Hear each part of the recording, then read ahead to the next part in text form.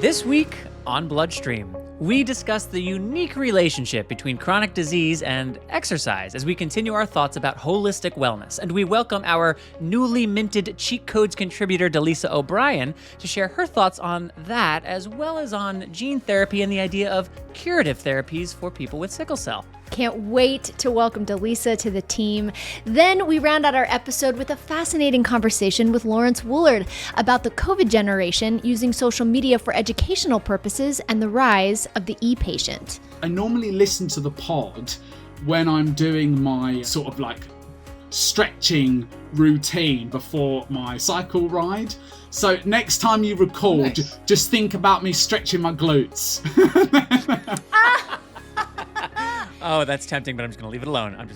I was about to say, I was like, Laurence, now I'm not going to be able to think of anything else. Hi, all. I am your host, Patrick James Lynch. And I am your other host, Amy Board. As always, Amy and I are podcasters. Podcasters, yes. Doctors, no.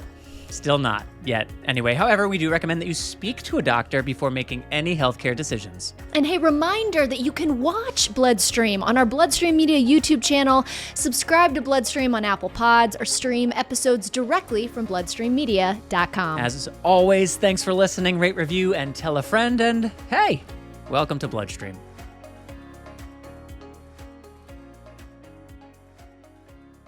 Ms. Bordeaux, big show, lots to get to. We got Delisa here, we got Laurence here, some of my favorite people are here. And that includes you. This whole episode is packed. So, Amy, hi, how are you? Hi, I'm well. It's almost 90 degrees in Los Angeles. I know. It's a bit much. It's a whole new, we don't really have seasons, but it's like a whole new season. So anyway, that's as I was sitting here being like, how am I? Like today I'm really feeling it. I'm like, it's like almost 90 degrees. I'm wearing short sleeves and I am not that person. I'm a lizard. I like to go outside and like bake in the sun and it's too hot. It's too hot. It is. This morning I left with Russell for a walk and I just like put on what I walk him in, but it was way too hot for that. So about 12 minutes into the thing, I'm just soaking and it's only getting warmer as the sun's coming up. And I was like, all right, it reminds me that since we moved to LA, I've really stopped checking the daily weather forecast, like whether we have an outdoor production shoot or if I'm going on a hike or I'm walking my dog. I just assume it's going to be like 74 and relatively lovely. Not always the case.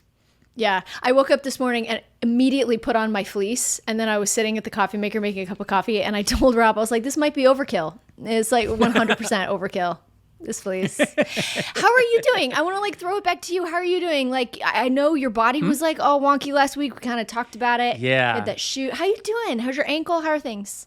Thanks, dog. I'm good. I'm better. Not 100%, like I'm 92%. But yeah, I got to say, it continued for... I think what we recorded Wednesday, just after the shoot or something like that. Thursday, Friday, Saturday were really friggin' difficult. I actually posted about that in one of the hemo groups, just asking people for other tips on pain management because I was kind of going through my toolbox and it was like, nothing's changing. It was very strange. It was it's not that interesting a topic to deep dive, but I just had not yet experienced like prolonged chronic pain that was so unchanging. You know, it wasn't getting better, it wasn't getting worse. Yeah.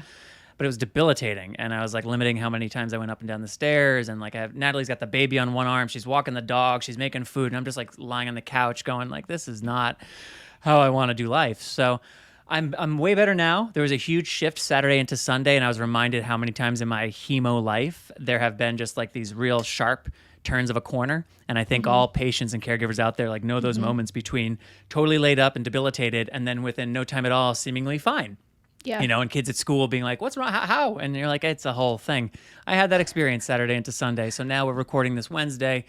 I'm happy to say I'm like 92% better. But man, what a road. And it was very crazy talking about it in the context of a conversation around diet and the importance of that in our holistic health. And now here we are. And we got exercise on the table. And, you know, thinking about my body this past week in a much different way than I had been previously. And exercise, it's I guess one of the big things I was thinking about coming into today is how it's such an ever-changing thing for all of us. You know, what our bodies need at any given time, it changes. So it's not like a static thing. Oh, I'm a swimmer. Like, okay, maybe you're a swimmer, but it doesn't mean you're going to exclusively swim as your only exercise under any conditions, no matter what.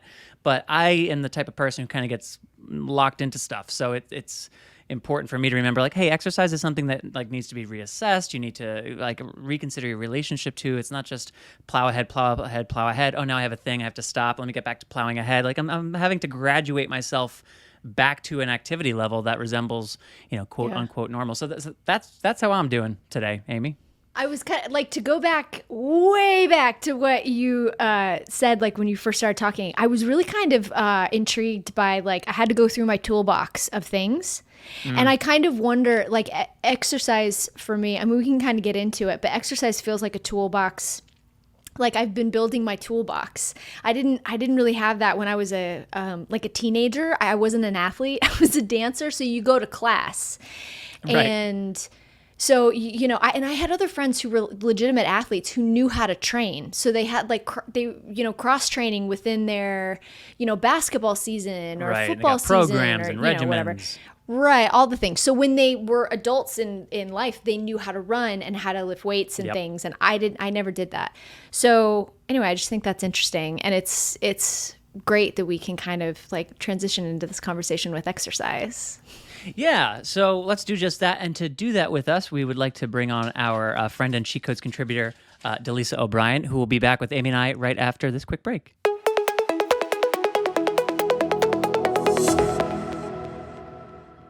Okay, we're back, and we are now joined by, she is a certified nutrition consultant. She's a person living with sickle cell, a Cheat Codes contributor, and TBH, a longtime friend. Delisa O'Brien, welcome back to the Bloodstream Podcast. How are you? Hello, Patrick. Hi, Amy. I'm Hi. good. Yeah, it's kind of end of the day here in New Jersey, but having a good one so far. And we appreciate you spending some of those later in the day hours with us to record a podcast and to do two segments as well. I'm doing double duty today. Before we get into this segment on exercise, today's Bloodstream episode is made possible by our partner, Takeda. Moving more is a good move. An active lifestyle has many benefits for individuals with a bleeding disorder, including helping to prevent muscle and joint bleeds. Your healthcare provider or physical therapist can help develop an exercise regimen that's best for you. Check out more tips on how to get moving with Takeda at bleedingdisorders.com.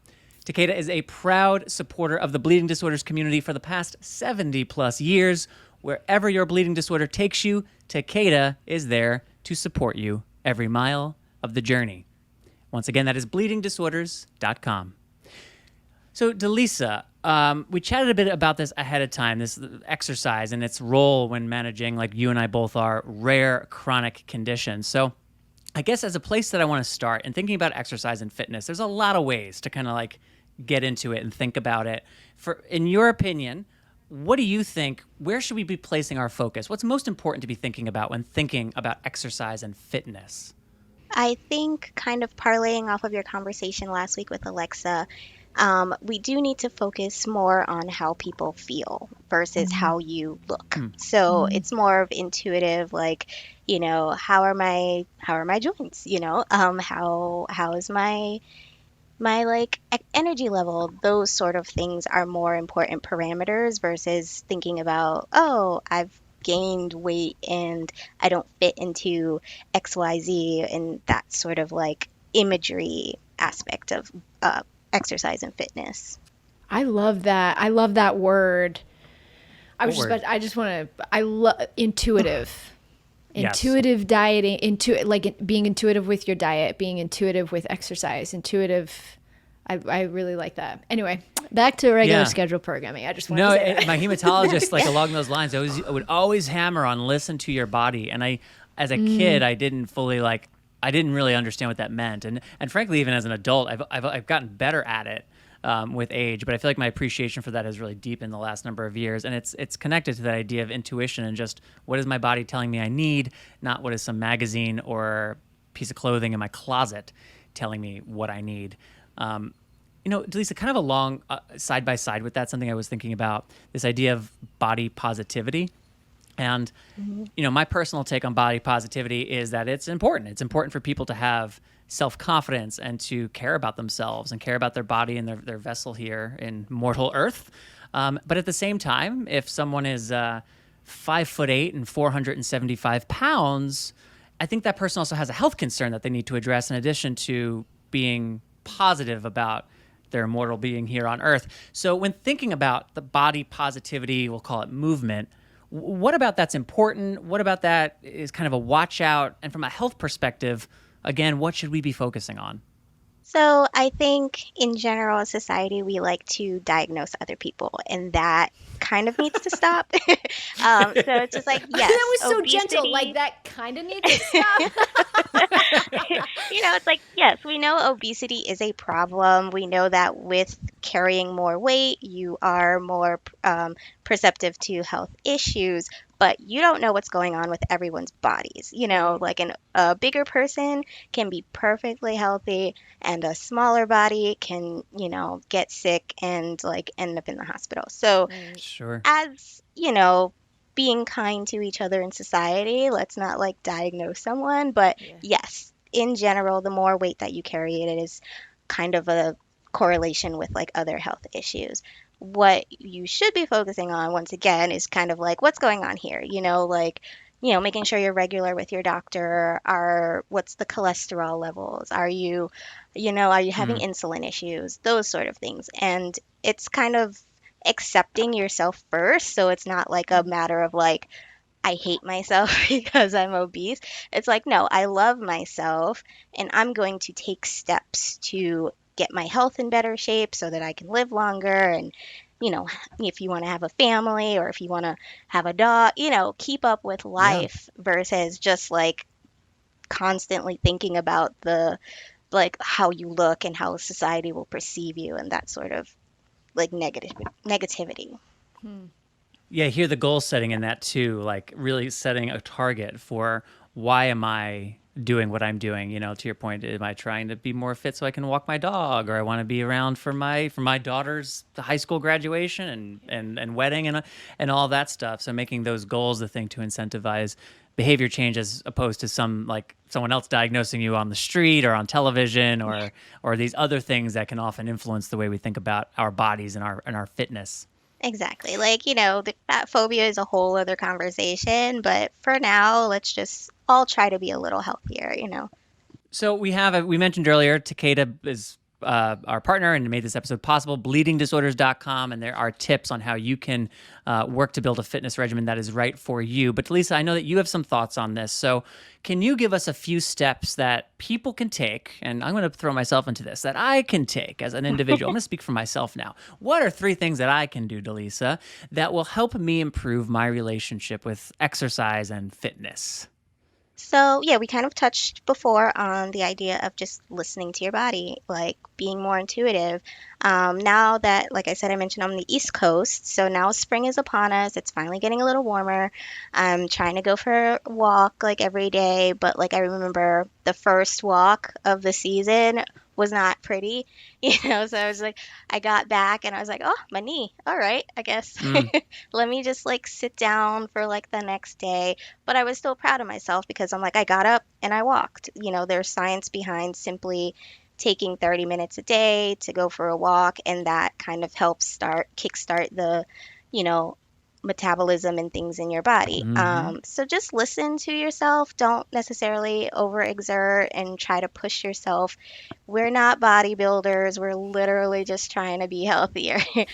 So it's like, let's avoid the no pain, no gain attitude.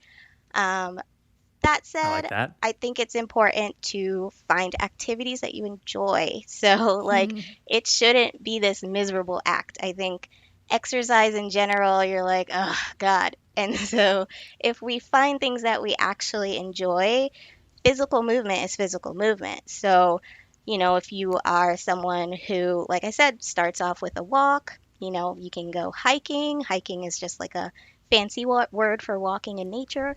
You can challenge yourself for just like, I'm going to start on the easy such a trail. secret. I'm glad you said that, because I feel like for a long time when I heard hiking, as a guy who grew up in Queens and Western Long Island, like hiking wasn't a thing.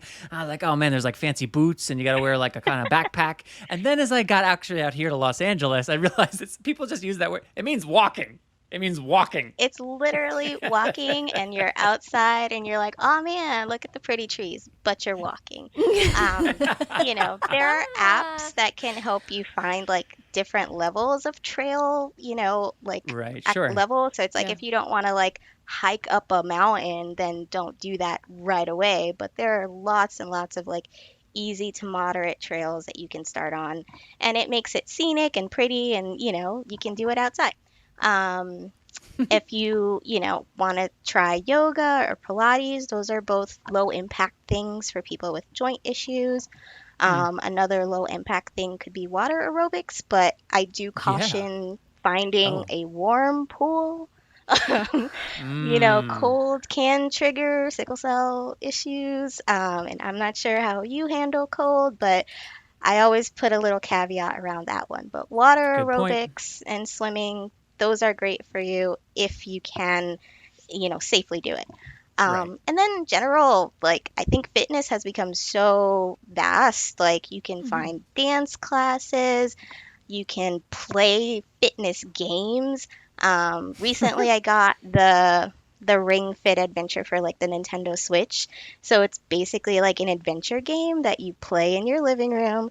You have to like run in place, and then there's things that you do with like your arms, and like it makes you do squats, but like you're defeating the boss by doing all these movements. And it's great because you do it alone in your living room and no one gets to see you look silly. That sounds So, perfect. if you're, yeah, whatever you're into, you just kind of have to explore those avenues a little bit. Lots of options out there now. As the point at the end of the day is to just be a little more physical and not sit around on the couch eating chips and dip. Okay, so that's great. So I've heard two things so far. We've got essentially listen to your body, let your body call the shots, find the activity that's right for you in one way, shape, or form. You just listed a whole bunch of different things that people can think about. What would you say is like a third important step for people to take? I'm sorry, for myself to take. I forgot this was about me. Oh, for you and honestly, for everyone, just take those moments to be proud of yourself. If you did the simplest of things today, just be like proud of yourself that you did something. And also honor like the fact that your body is moving. Like, we don't give ourselves enough credit. We don't thank our bodies enough for like getting us up and out every day. So I Very think true. instead of just like being like, oh, I didn't do anything today. Well, what did you do yesterday? What are you going to do tomorrow? There are ways of like, checking off on maybe a calendar, or there are a bajillion fitness apps. Like literally you can find one that will remind you to stand up. I had one when I worked at a desk job. It would say, "Hey, it's been an hour. Go stand up." And like I would just take a lap around the office just to move my body a little bit before I go sit back down and continue working. So just honor those moments Yes. of like wherever you do take a little bit of physical movement, a stretch, and so on and so forth. Again, honor your body. We've dealt with so much. Here we are, able to like get up and do stuff, and we should be proud of that. You should celebrate it. Not necessarily with ice cream and pizza, but just saying, hey, I'm Wait, awesome. what? I did Wait, it something. sounds like you listened to oh, you did listen. You already mentioned that. So ice cream and Maybe pizza a is bit, not, maybe a huh? little. Might need some. Not, you said it's about you, so I have to make it personal. Touche. All right. Well, I guess I need more time with a certified nutrition consultant to get me on the right course. Those are really, those are very practical and applicable to anyone. There's a lot of room in there. Honoring yourself. I mean, there's a million ways you can do that. Literally, just having the thought that I'm appreciative of my body is honoring yourself. The activities, what it means to listen to your body, to let it call the shots. These are things that, like you said, anyone can do at a certain level. So, thank you for taking the time to think this through and put this down for us. Amy, is there anything on this that you want to kind of comment on before we chat about curative therapies? No, I thought it was great. I thought it was, it's good. It's important. Listen to your body. Be kind. Give yourself grace. Yeah. So again, thank you to Kata for sponsoring this segment and episode. bleedingdisorders.com to learn more. And we will be right back for more with Delisa.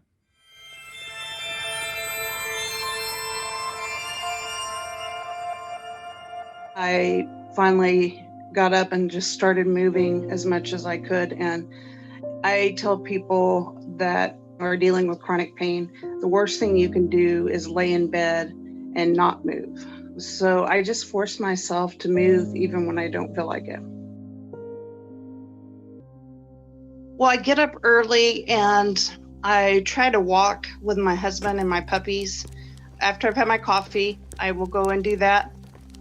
The dogs have helped get me up even when I don't feel like it. They get bored laying around and they'll tell me they want to go outside. They've been a good encouragement.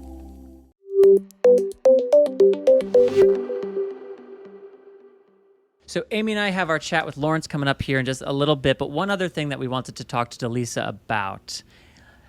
Gene therapy. Don't know if you've heard about it. We've only been talking about it ad nauseum for forever. And curative therapies in rare disease. So this is an area where the world of sickle cell and the world of hemophilia have yet another thing in common, right? Both of these disease states are on the brink of gene therapies being made available, a new and a different treatment option that we sometimes hear of described as curative.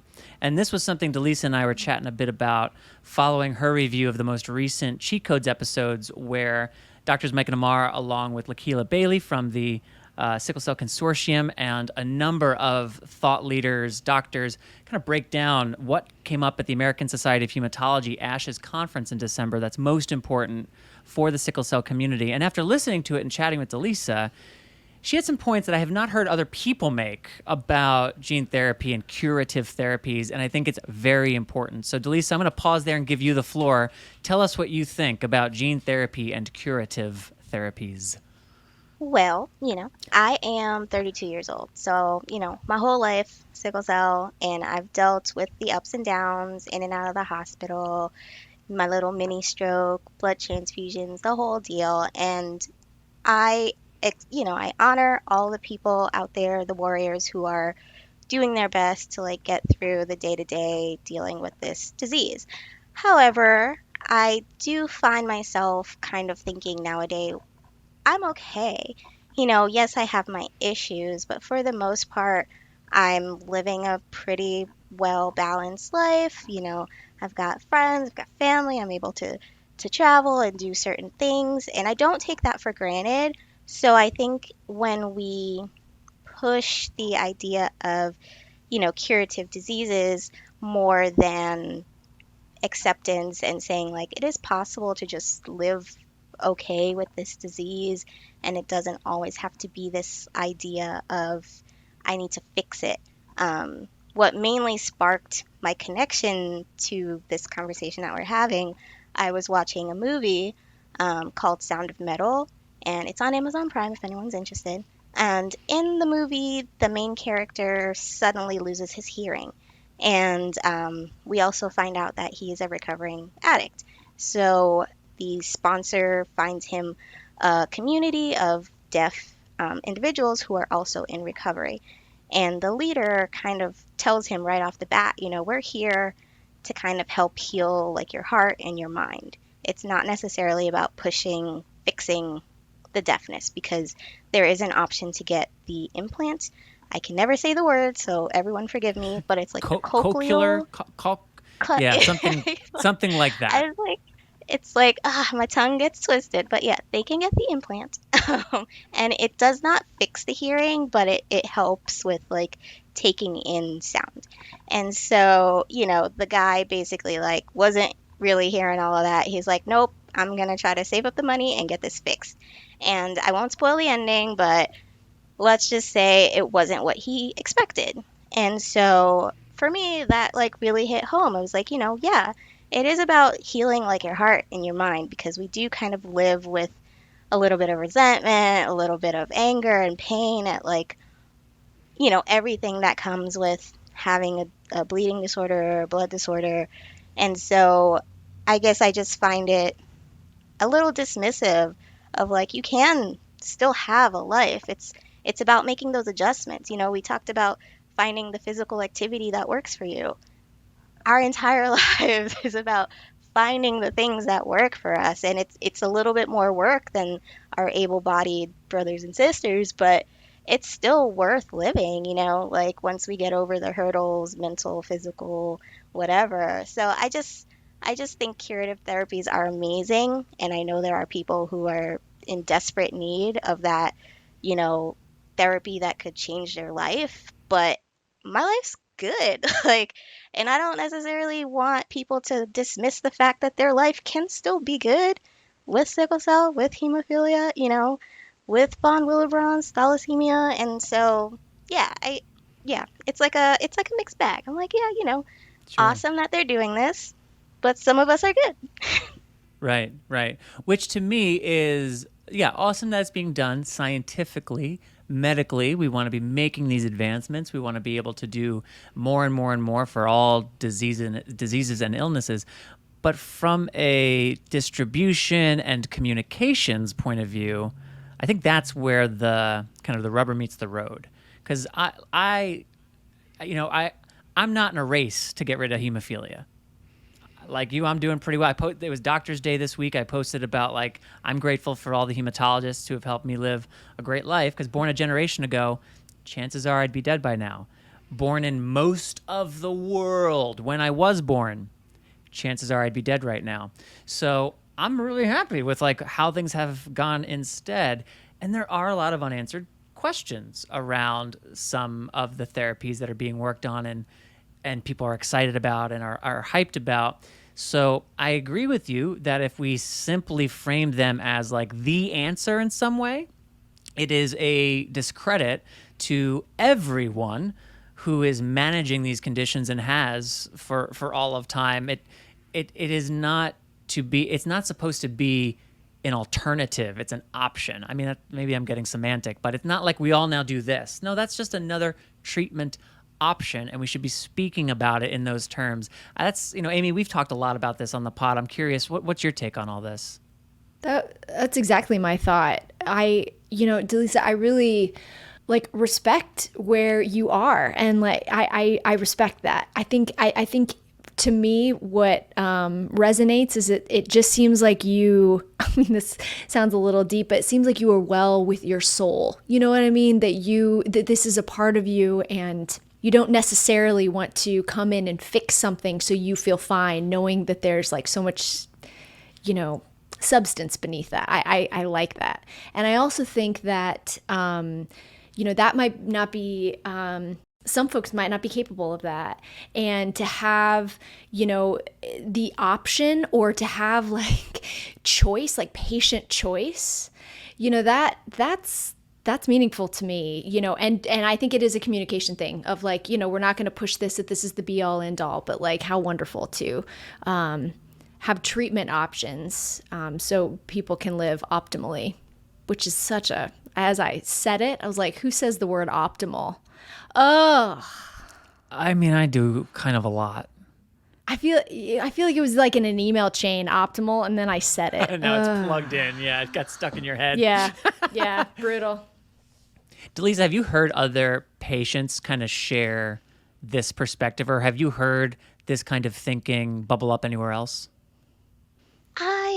Well, yes, actually, because I think, I'm kind of plugged into different areas. One of my friends works primarily with like children on the spectrum, and I think that area specifically kind of pushes that, there's nothing wrong with your child if Right. they are autistic. Right. Like what is so wrong with being autistic? You just have a bigger learning curve. And, I think that's where it's like, for me, I'm like, yes, what is so wrong with having sickle cell? I just have a few bigger hills to overcome. And Right. that's kind of where I'm trying to shift my thinking, because definitely for a very long time, it was the woe is me. And I want to do what, Serena Williams is doing. Like, no, like this is where Yeah, I'm I get at, it. and I'm gonna like excel in my lane. And I think that, we should just like think of that more for people. Part two of the, what just happened conversation, where they were talking more about like, hey, there's a drug that if taken with hydroxyurea could have like that excited me a little more than like, the whole conversation behind like the gene therapy. Because as, even the episode with Dr. Krish, there's a lot to it, and that, is just like more than curing it. And Yes. so I think, once people kind of start to really delve into the like, well, it's going to involve chemo and it could affect your reproduction, like that stuff was just like, hey, let's say curative therapies with side effects. Right, right. It's not A to B, it's A to Z. So We're also talking, usually here about gene addition as opposed to gene editing, the difference being that we are not fundamentally changing the dysfunctional gene. We are adding a functional gene on top. But biologically, like my daughter's a carrier of hemophilia. If I had gotten the gene, if I was on a clinical trial for gene therapy that's being worked on right now, she'd still be a carrier of hemophilia. So again, like, what do we mean when we say the word cure, if that can be true too? So I appreciate that you are expressing how you feel about this, because I think it's an important viewpoint, and I would love just like, let's keep in conversation, you and I, about as this landscape of treatment continues to evolve and the communication around it continues to do what it does. I'd love for us to just stay in conversation and maybe bring you back through periodically. Just, hey, what are you hearing now? What are you thinking about? What's going on in sickle cell? And to that point, before we let you go, Delisa, I'm going to put you on the spot a little bit here. I didn't tell you we were going to do this part, but would you mind, as a farewell for now, sharing with the audience what it is that you are going to be doing on Cheat Codes and with Cheat Codes, and where can people keep up with you as you do it? hi everyone. Okay, so I am taking on a patient ambassador role with Cheat Codes. So if you've listened to the podcast, and you should, they can be very doctor, lobbing the ball to each other. And so I'm simply bringing that aspect of a patient living with the disease that can maybe just check them a little bit, or add a little bit of layman's terms here and there where they kind of forget to slow it down for us regular folks. So yeah, that is going to be my new role. And right now I'm just going to use my nutrition consultant accounts. So you can find me at Lunula Nutrition Consulting, and that's Lunula. It means tiny moon. But yeah, check me out on Twitter, Instagram. I'm working on a Facebook page. I have a website, all those things if you want to get in contact with me. There'll be links in the program notes as well. And yeah, do check out Cheat Codes, the Sickle Cell Podcast. Again, the most recent episodes, if you're listening in real-ish time, are get some of the KOLs and thought leaders in sickle cell talking about the presentations of one of the biggest conferences of the year. That was ASH back in December. So if this is an area of interest to you, that's something that you'd probably like to listen to. Delisa, thank you for coming on and sharing with us your personal thoughts on this, as well as some of your expertise when it comes to the world of wellness and nutrition and fitness and exercise. And I look forward to the next time we have you back on.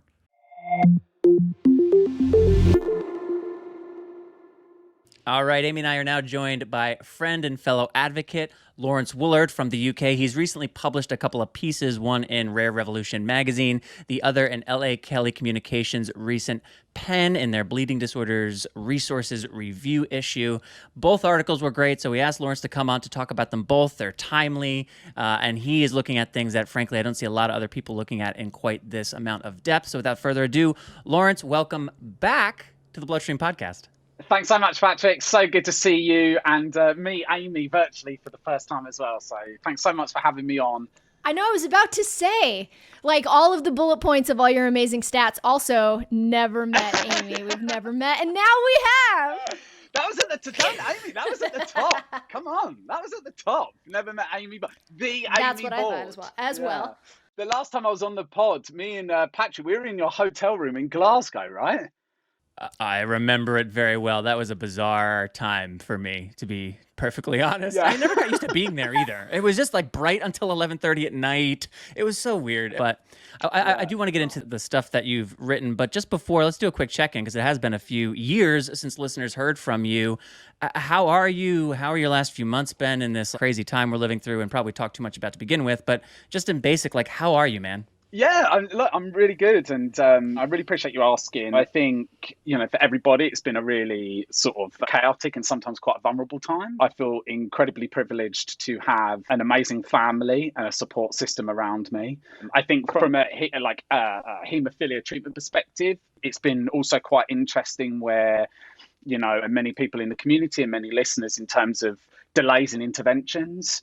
From a health standpoint, I've been dealing with my left ankle, which was really troubling, and I was really hoping to have a radiosynovectomy. Things were sort of pushed back. So, those type of experience, which again, I know that many people in the community have probably been experiencing. But again, just feel very fortunate during this time that my friends and family are all well. So that's the main thing. So, and I just wanted to say as well, Patrick, obviously, massive congratulations to you and Natalie on the birth of Vivian. It's really awesome. Thank you, man. I appreciate that. I had a synovectomy on my left ankle actually 22 years ago, so it's been a minute, but it was immediately beneficial, and it remains one of the best medical interventions that I've had as it relates to hemophilia. So yeah, definitely. I'm rooting for you. Let us know when that. I'll be curious. And my left ankle is my thing too. So on a personal note, keep me posted. I'm curious to hear how that develops for you. But let's jump in. So tell me about this article in Rare Revolution magazine. Maybe how did it come to be? And then if you want to take us through it, and then Amy and I will, I'm sure, have a bunch of questions because we already got a list of them right here. Yeah. Rare Revolution magazine, it's like one of the first of its kind sort of digital platforms giving a voice to those affected by rare conditions. And it was set up by two sisters, Rebecca Stewart and Nicola Miller, who I think you guys know quite well from having them on the pod last year, right? Last year for Rare Disease Day. Yeah, good memory. Amazing. So they're really cool. They normally put themes to each of their editions, and the one that was published in January was all on rare transition. So Rebecca and Nicola kindly invited myself and my friend, peer and colleague Simon Stones to just give some insight into transition for young people, and particularly during the sort of COVID era. Patrick, I'm sure like me, thinking about that time in your life, some really critical period when lifelong health-related habits are being established. And I think in this globalized, increasingly interconnected world, adolescence and adolescent health can be significantly impacted, by social, political, economic, environmental, and structural factors. So it's quite interesting because some of the discourses around transition seem to imply this sort of linear model of development. So this like smooth transition into independence. These are complex processes. It's a complex time, and they're sort of rather messy for young people living with long-term health conditions. Delays in psychosocial development are more noticeable compared to healthy peers, as well as poorer clinical control of their condition. And we see that in haemophilia. There's lots of evidence around adherence rates to factor and the drops in adherence rates in adolescence as young people emerge into adulthood. In many countries, transitional healthcare is considered quite suboptimal, despite guidance being around for at least 15, 20 years. And in more recent times, there's been a push for transitional healthcare to be set in a developmental context known as developmentally appropriate healthcare. And that's really to reflect adolescent and young adult brain development and its associations with behavior. You may be getting to this, Lauren, so forgive me if I'm jumping the gun here, but can you expand on what is developmentally appropriate healthcare? What exactly are we talking about there? Yeah, and that's very much that sort of life course approach. So I think it's about responding to young people, not necessarily based on age, but where they are in terms of their cognitive development and their capacity to make sense of where they are in the world. But then obviously COVID, right? And I think like you guys, and I probably didn't say it from the top actually, Patrick, and I think for the whole Bloodstream team, you've been raising awareness of, key social, human rights and cultural issues. And I have huge respect for the team, particularly in relation to ethnic and racial discrimination, female oppression, LGBTQ plus rights, mental health and depression. So I wanted to get that in because I think it's been really, really important. And I think what we've seen from the pandemic is how it's exacerbated. So to put the impact of the pandemic into some context, in the UK, rates in destitution have increased as much as 16 to 20 times for 18 to 24-year-olds in both COVID and non-COVID scenarios. And that's possibly from high youth unemployment and financial distress. I thought you were going to say 16 to 20%, but you're saying 16 to 20x. Times, yeah. So I think Simon and I's first real call to action was young people must not become a lost generation or treated as collateral damage as a result of weighted decision making. We're emphasising about working with young people in participatory ways to promote inclusivity and empower young people to discover and express personal agency. So much in that is worthy of responding to, but I think the thing that I come away with is, to your point about the primary endpoint of making sure that young people don't become the lost generation, the lost COVID generation. A couple things that jumped out to me, though. You mentioned this earlier, that there's been guidances on transitions within the UK for over 15 years, but that we still see suboptimal outcomes. And I also read in the piece that there is a UN Convention on the Rights of the Child that state the child has there's a fundamental right for young people to participate in the designing of programs and policies which ultimately affect them. So it seems as though that's the UN Convention on the Rights of the Child. We're talking about a UK guidance for 15 plus years. We've had stuff in place for transition and for making sure the youth voice is captured in things meant to help the youth. So I guess my question is, why has it taken this pandemic to exacerbate the problems? Someone should have done something prior to the pandemic, given what you found here in your research. It's a really, really great question and point. If I look at the UK model of practice, there's organisations within the bleeding disorders community. HemeNet, an MDT research organisation led by Dr. Kate Kerr. They did a huge programme on transition, which I was really fortunate to be involved with in terms of nurse care and nurse delivery and care around the transition, and trying to really partner adult and paediatric clinics, looking at transition, coming up with sort of new means and ways of supporting young people. So you're right to say, obviously at a national level, there's lots of work going on and NHS forward review and things like that. But even in the bleeding disorder space, transition has been focused on also in the literature, but maybe we haven't explored the best ways in terms of information exchange and delivery and who should be doing that. And I think very much around sort of peer-led models of practice, peer-led education, peer mechanisms within the clinic. And at the moment, there isn't such that. If I look back to 16 when we transitioned here in the UK to adult clinic, I mean, overnight I went from the paed clinic to suddenly outpatients in London, huge outpatients department, hundreds of people, not just isolated to my condition. And you're being bounced around different rooms to get weighed. Then you're seeing the physio. You've got to wait a little bit. You might not even see your consultant. It might be a locum doctor. So to summarise that and answer your question, again, it's very multifaceted, but I think we should be exploring more meaningful ways of how we support young people, particularly through peer mechanisms. I agree. And I'm really struck, I think labeling this generation, the COVID generation, is so astute, because I feel like these folks, these teenagers going into young adulthood, these young adults are going to have now this 2-year gap in terms of any structure and any programming. Just like you said, peer-to-peer interaction. Here in the States, so much of our peer-to-peer in the hemophilia bleeding disorder space is summer camp. These events that are annual get-togethers, annual spaces where leaders can really shape their youth, and all of that's done virtually. And I can imagine as a teenager, just feeling you're isolated already because you have hemophilia and maybe no one understands, but then you're just at home, and how that can trickle down into mental health. I just think it's going to be very interesting how we, as a society, not just with rare disease, but with that young adult age group, what it's going to be like to miss those 2 years. It's a great point. I think at the last, it was at EHAD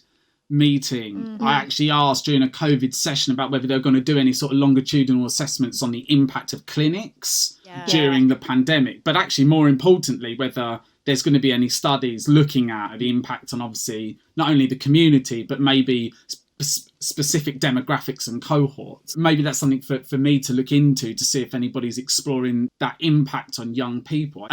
You know, a large part of that, and again, it might come on to the when we discuss social media use. I feel a transition coming up. I do too.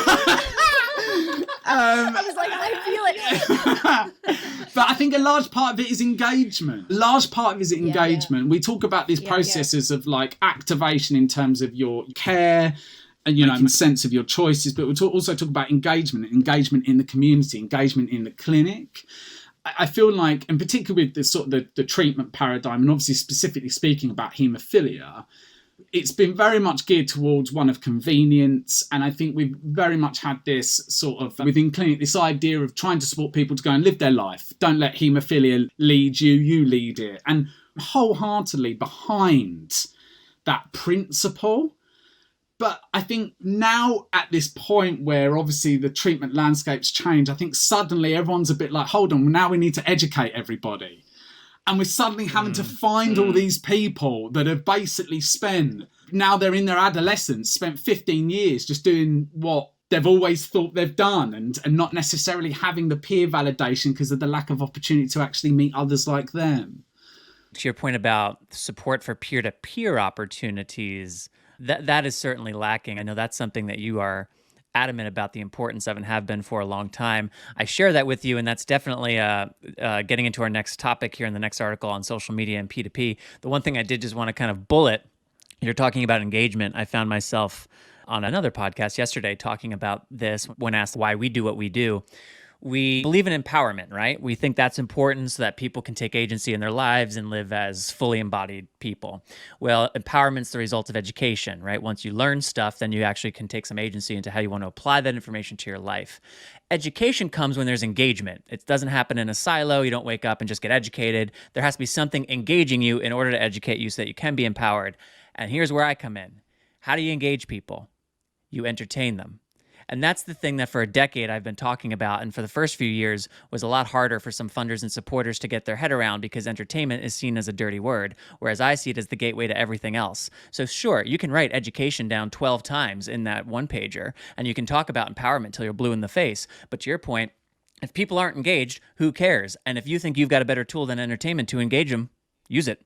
All right, let's transition to this article on social media because it ties into all this too. Give us the overview. What was this article kind of focusing on? What was your primary goal with this one? Yeah, no, honestly, thanks again. And first of all, I have huge respect for Laurie Kelly. Laurie is LA Calais Comms, and is the senior editor of Pens. So she's an absolute titan of the community. So I was delighted when me and Laurie caught up and she said, would you like to do something for the upcoming Pens? I also understand it's been going for 32 years.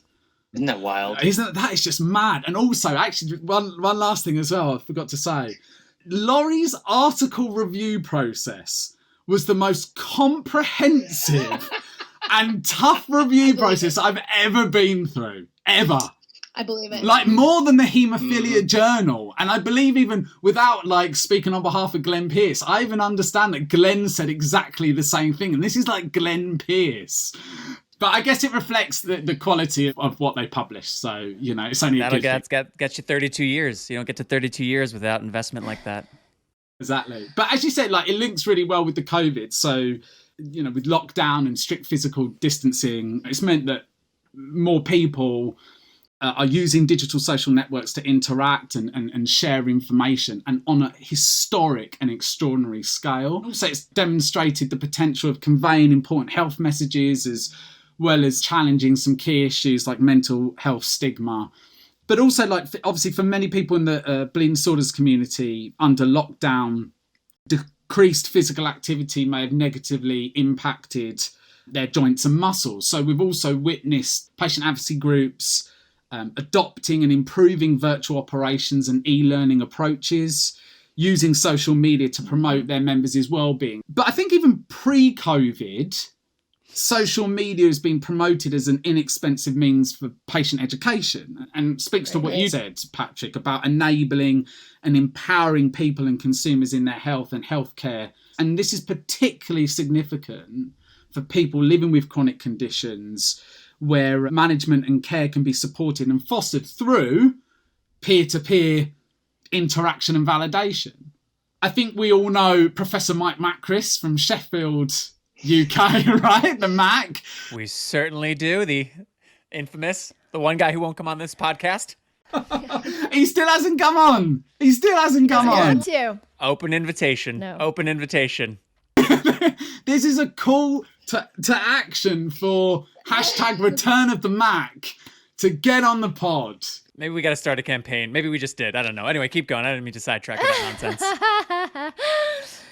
Prof. Macris has become an influencer in his own right, and he published a paper on Twitter in haemophilia last year where he said, information is no longer a privilege, and the time when patients are more up to date and better informed than their doctors is already here. I think that's a really powerful quote. An American physician, Dr. Tom Ferguson, first coined the term e-patients to describe individuals who are equipped, enabled and empowered and engaged in their health and healthcare decisions. And he envisaged healthcare as an equal partnership between e-patients and health professionals and systems that support them. So I think when we looked into the evidence around social media use within the bleeding disorders community, there's still quite a lot of limited concrete results indicating whether and how social media use significantly improves patient outcomes. So from my own sort of lit review, the reporting in haemophilia is quite scarce. But I did come across one paper which was an attempt to increase awareness of von Willebrand disorder. That was reported by Rain and colleagues in Canada. The initiative was called Let's Talk Period. So over Shout out Dr. Paula James. Yeah, with Dr. James. Yeah. So over 3 months, they targeted women in their reproductive years across, different social platforms and invited them to participate in an online self-assessment tool to recognise abnormal bleeding symptoms. So they had 489 responses. I think 95% were female from 64 countries. And the most commonly reported bleeding symptoms were heavy menstrual bleeding and postpartum hemorrhage. So that was one case, at least in bleeding disorders, that demonstrated the use of social to drive outcomes.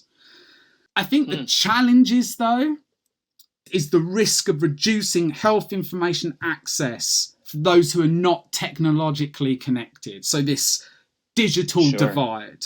I'm going to throw some stats at you. About 22% of the UK's population lack basic digital skills, and 31% of rural US households are still without access to broadband internet. And these differences only increase when examining the issue by income groups. So the pandemic stands to make the impacts of digital exclusion worse for the millions affected, and the socioeconomic disadvantage will be hit the hardest. With e-health, so health information from electronic sources, it requires a skill set, a literacy of its own to appraise and apply the knowledge gained in addressing and solving a health problem. And digital literacies and internet connectivity have been called the super-social determinants of health because they address all other social determinants of health. So, for example, applications for employment, housing and other assistance programs, each of which influences on individuals' health, are increasingly and sometimes exclusively accessible online.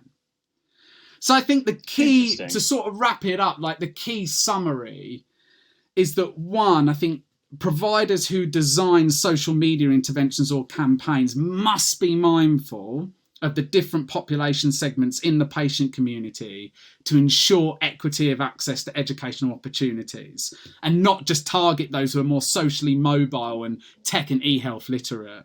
And second, I think there's still a strong need to examine not only how to tailor and deliver more effective and responsive patient education through social, but also how to assess its impact on patient health outcomes. I remember doing a piece on Generation Z and about waking up young people to new treatment possibilities. And even in that, I said, and I still believe it today, that social media should be an enhancement instead of a replacement to experiential and inclusive educational experiences. Yes, that too feels hand in hand with the discussion about hybrid models going forward for things like patient conferences, and having learned so much about virtual and distance learning that can be done remotely, that seems like it goes hand in hand with this idea of social should not replace another educational mechanism, rather be a complement, be an amplifier, be another tactic, be another rung in the ladder, so to speak. I mean, again, Laurence, these are so full, so there's a lot to respond to.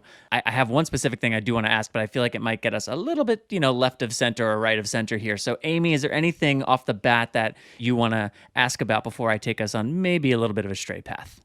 No, I think the thing that I guess another question that might stray us as well is like misinformation on social media and kind of meme culture that's so heavy in the health and wellness space. From my standpoint, hearing the word e-patient, it's like, when are we going to get to that bridge where it's becoming misinformation? And especially with new treatments, I mean, that's just like an interesting thing too. Yeah. So that's actually where I was going to go as well. So I'm gonna take that and jump and expand on it. So I think those final points around the disparities and how those are only exacerbated at a time like this, how when you break it down further by economic status, it only exacerbates the problem and so forth. All good points, all need addressing. But the thing that kind of jumped out to me as I was first reading this and now listening to you break it down is this idea that, so we believe in peer-to-peer support. You're adamant about it. I support that. Camp was one of the most important things I ever went to. The hallway conversations, so to speak, at patient conferences are as important as anything that happens when I'm sitting in a chair in a room with a doctor talking. As important, if not more important. And all of that's true. And at the same time, online, there are watch-outs around, well, somebody posts a picture of, their child's bruise in a closed Facebook group for hemo people, and then 100 people respond, some dogmatically, about, what it is and what should be done. And of course, it's not all accurate or appropriate. And just because someone's a patient or a caregiver, it doesn't necessarily make them subject matter expert. They might be expert on their body and their situation. It doesn't make them an expert on the subject. And that's true, and we have to mind that. And yet, I was not aware of fear around these kind of peer-to-peer engagements in the camp setting or in the conference setting or in those live settings where we much value and recognize the importance of peer-to-peer connection. And that's not to say misinformation isn't spreading when we're speaking to each other in person.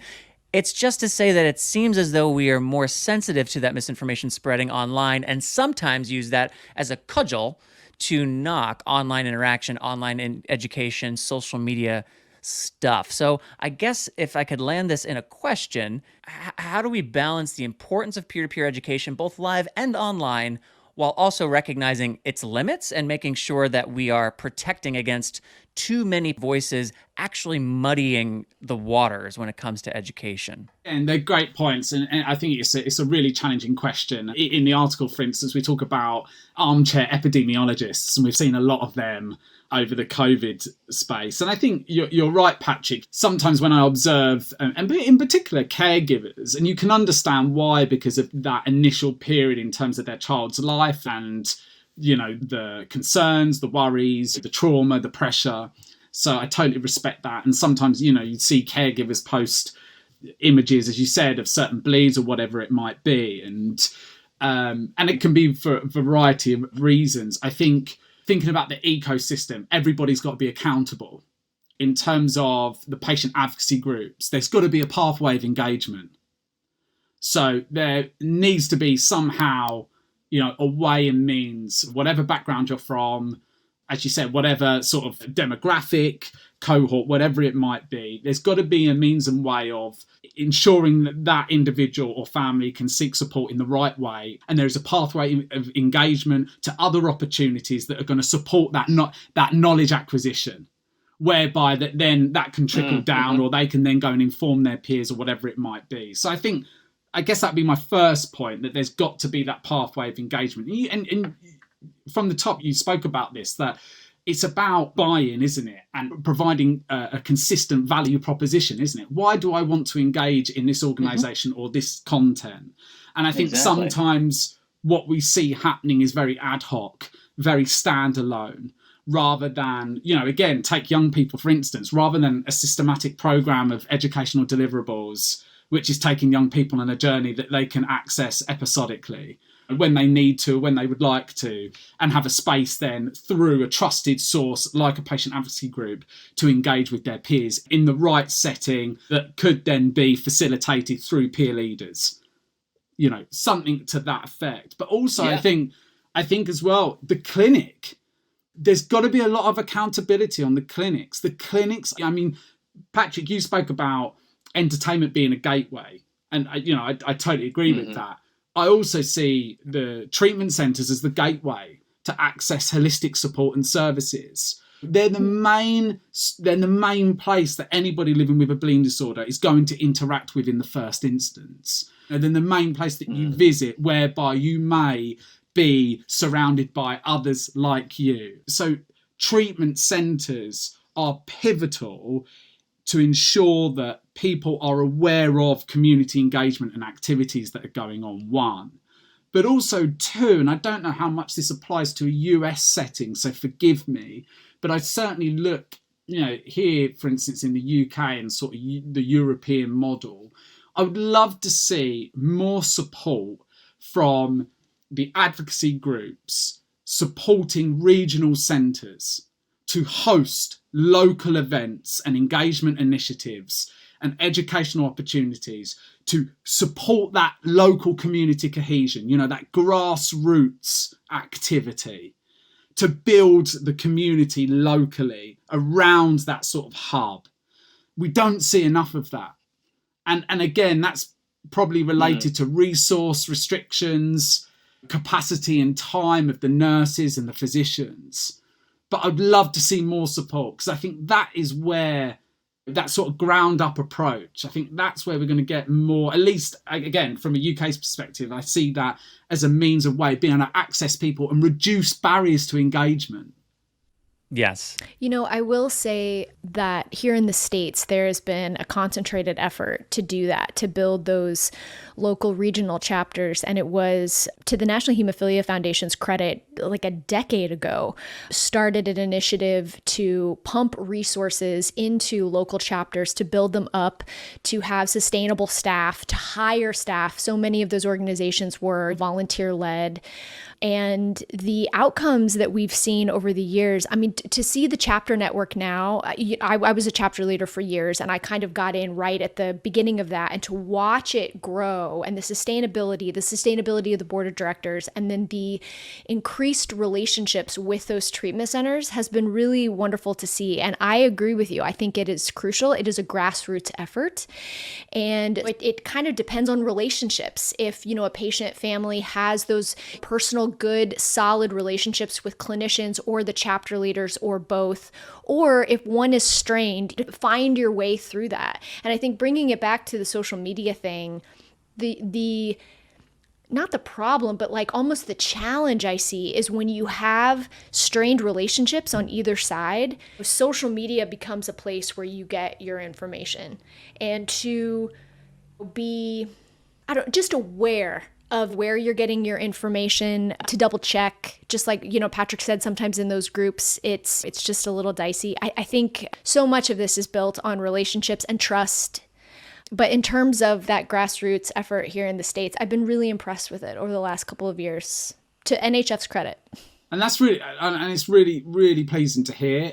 And I think, I don't know what it says, but I would certainly say, thinking about the UK and European context, we still have no formal educational programs related to anything, related to self-management, related to new treatment options. None.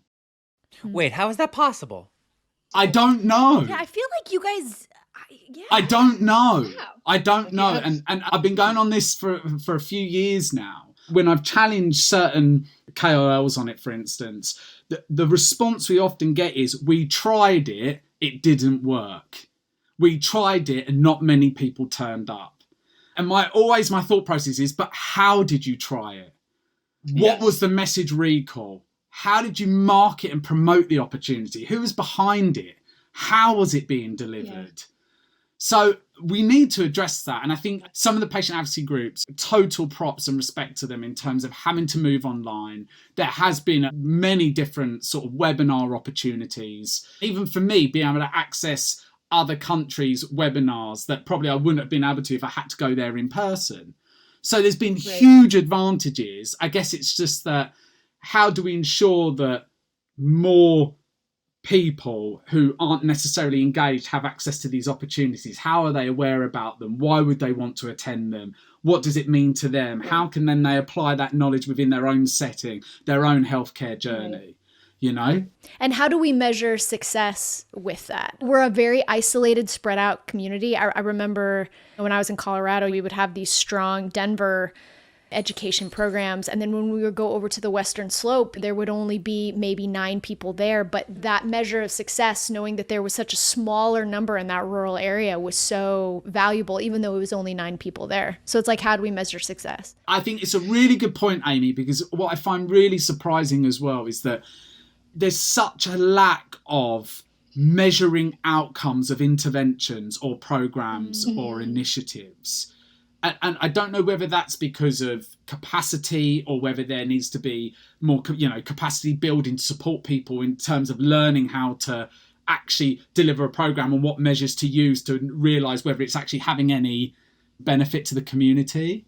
Why have you considered or developed a certain initiative? Where is the demand coming from? How have you assessed that demand? And then again, how have you incorporated those voices into the planning and delivery of that project? And then are we seeing any outcomes, whatever that might be, whether it is psychosocial, whether actually there are any health, impacts and benefits, whether short or long term? That kind of structure I haven't seen, at least over here. And I think this is where the challenge becomes of thinking about digital solutions and whether that's too much of an easy route. Because the question still comes to, how are people going to be aware about that digital solution? Because if they're not engaged, if they're not doing probably what we're doing, which is hashtag haemophilia with all the different spellings and von Willebrand's and but hashtag bleeding disorders and looking at the content, looking at the news, constantly trying to find and source, see what people are. If you're not doing that, how are you ever going to know about these opportunities? Right. When really big documentaries get made about hemophilia, but that's a whole Although I'm only sort of kidding, right? Like, again, it comes back to entertainment and media. And 100%. I was just going to say, Patrick, and that's, for me, like, it's been awesome to see the growth of, one, Believe, but two, also just the Bloodstream platform. I love the content you guys are producing. And I don't know if also I may have forgot to mention at the start, but I normally listen to the pod when I'm doing my sort of like stretching routine before my cycle ride. So next time you record, just think about me stretching my glutes. Oh, that's tempting, but I'm just going to leave it alone. I was about to say, I was like, Laurence, I'm not going to be able to think of anything else. Just me in my like tight cycle lycra stretching my glutes. Yeah. Well, now it's going to like make its way into random introductions. We'll be like, we have a feeling Laurence is stretching his glutes right now, so we'd just like to give a shout out. Don't forget the hamstrings. Laurence, you are you're a busy person doing a lot of stuff. Where can people keep up with what you're doing, get links to the stuff that you're writing about? Where's the best place to keep up with you? No, and I really appreciate that, Patrick. And then obviously I'm on social, and Twitter is what I normally use, @the_Woollard. I also have my own consultancy here in the UK, which I publish a lot through the blog, and that's on thepulseconsultancy.com. But obviously, in relation to the two pieces, please check out Rare Revolution magazine, rarerevolution.com, and then also Laurie's pen, because for me as well, particularly this side of the Atlantic, it's a great resource. And it's great to see what the community are talking about. So all I can say is it's been an absolute privilege to come on, and thanks so much for the time and space to, share about those two articles, which mean a lot to me. So thank you. Thank you for the great work. Thank you for coming on. There'll be links to those articles as well as to Laurence's Twitter and to his website for his On the Pulse consultancy in the program notes. Thank you, my friend. Always a pleasure. Thank you, guys. Really lovely to see you. Thanks so much.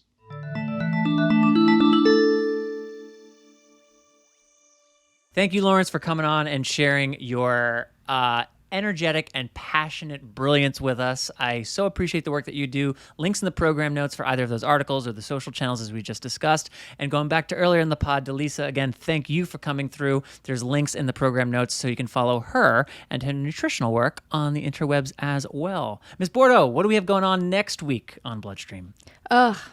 Next week is going to be great. We have Ryan Gielen.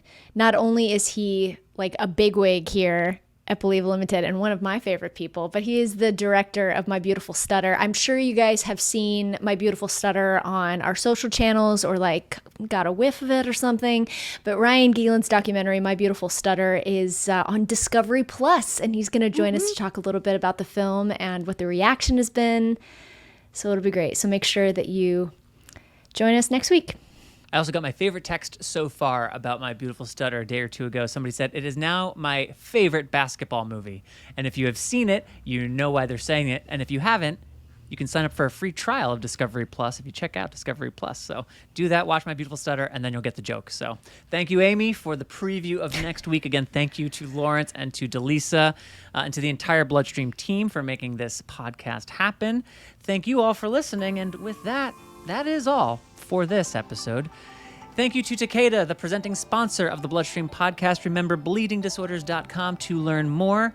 And if you have a bleeding disorder or health topic you would like to hear us discuss more, if there is an expert or a guest that you are just dying to hear from, if you want to inquire about the casting opportunities for Bloodstream or Believe Limited's narrative and docu-styled podcasts and video series and films and animation projects, and Amy and I are casting about 42 things right now, so you can email us at mailbag@bloodstreammedia.com or connect with Bloodstream Media on social media, Facebook, Instagram, Twitter, or you can follow Amy or myself on Facebook, Instagram, Twitter, or Amy? Yeah, well, you can follow Patrick on LinkedIn. I'm there too. Almost, okay. Shout out to all the committed LinkedIn users out there. Check out the program notes for this episode in your podcast player or on bloodstreammedia.com, where you will find links and information related to the stories and segments featured on this episode.